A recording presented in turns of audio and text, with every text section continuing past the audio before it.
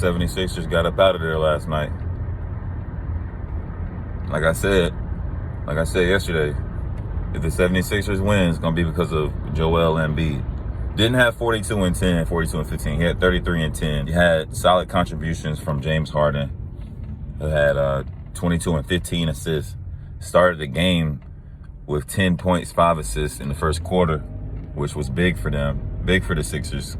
They need somebody that's going to go out there and set the tone for them early on. I feel like Joel Embiid was like the constant all the way through the game. James Harden was aggressive with his playmaking, which is, that's pretty much what you want. You want point guard James Harden. As long as James Harden is setting the table for the 76ers, they're good. If he's trying to go for 30, 40, they're usually not good because he's not the most efficient right now. But he was efficient last night. I think he had 8 points to start the game.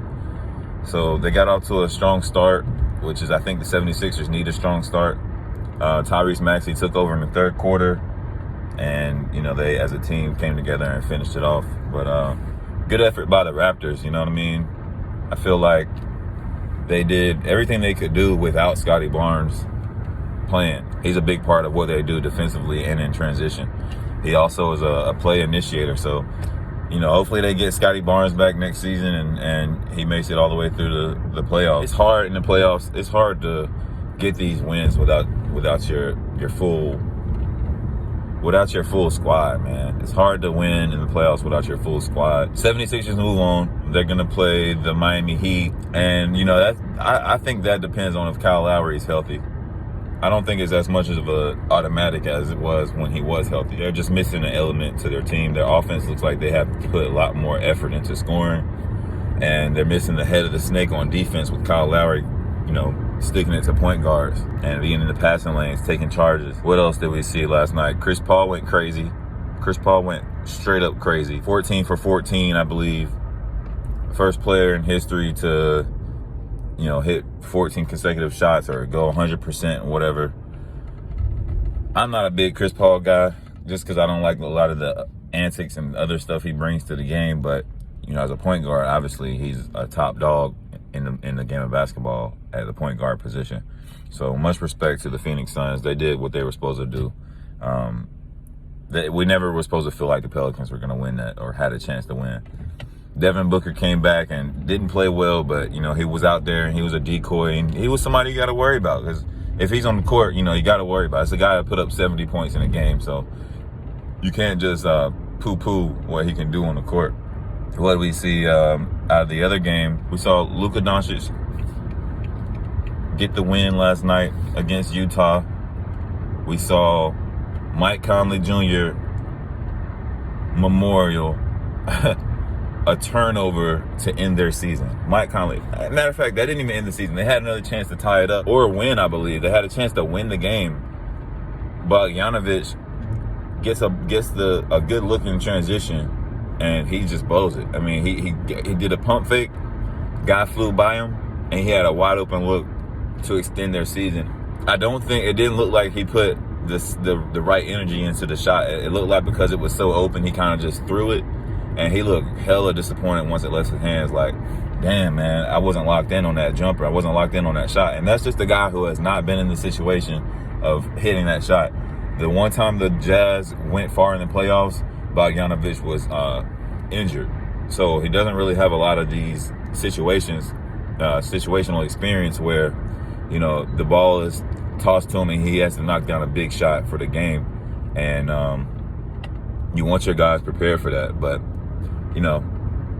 after he missed that shot, I was just stuck thinking, damn, man, they had to run their last play of the season and Donovan Mitchell didn't touch the ball. And I think that's significant. Because when he goes back and watches this game, man, he's going to see, wow, the play wasn't designed for me to get open. The play wasn't designed for me to get the shot. We really drew up a play for Bogdanovic to win the game. And my season's over. Donovan Mitchell shot horribly. Gobert barely took any shots, even though, I always feel like when you have a big man who's not a huge offensive threat, like you have to get him involved in other places in the game. You got to throw him his lobs, give him a few touches early so that you're not like throwing away possessions later, and give him a few possessions early, let him work out, let him feel like he's part of the offense, and then, you know, watch the big man spread his wings and fly. And Utah just does not seem to do that when it counts the most. That's when they go really guard heavy and start tossing up threes, you know, instead of being efficient. You know, you have Luka Doncic out there guarding Rudy Gobert one-on-one, bro. You got Luka guarding Gobert one-on-one. Now, I will say this. It is amazing to see the respect that Luka has for Jason Kidd versus the respect he had for Rick Carlisle. And you can just see the difference in Luka's game. You can see that he's more locked in this season than ever on both ends of the floor. And you can see he's committed to playing defense, which is unheard of. We're talking about Luka Doncic playing defense. But you can tell he respects Jason Kidd. You don't see a lot of the laughing and playing around on the court. You don't see a lot of the bickering with the refs and arguing with the refs and complaining about calls as much. Now you kind of see him just hold up his hand like, yeah, that was me, you know. And all that plays a part in the playoffs. You can do that bull crap and fuck around in the regular season, but in the playoffs, you don't have time to lose your train of thought on what's going on or take a second to lose focus like that. And you're just seeing a totally different Luka, man. And that's something, you know, as a basketball fan to be proud of, to watch a guy mature in high leverage situations, because anybody can be mature in the regular season. But, you know, games with this kind of weight to it, you know, you have to be focused. You have to be locked in on the task at hand.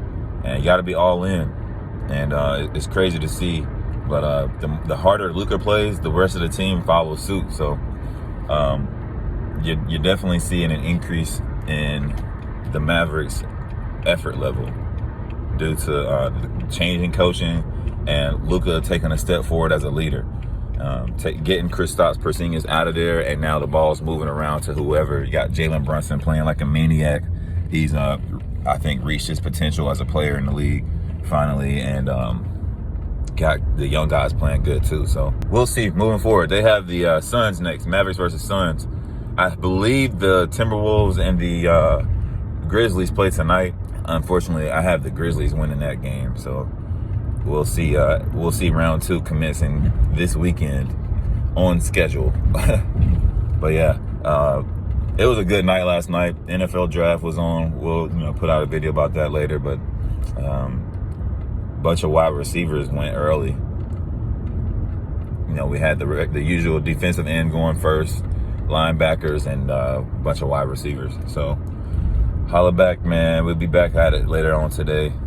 Everybody bless up.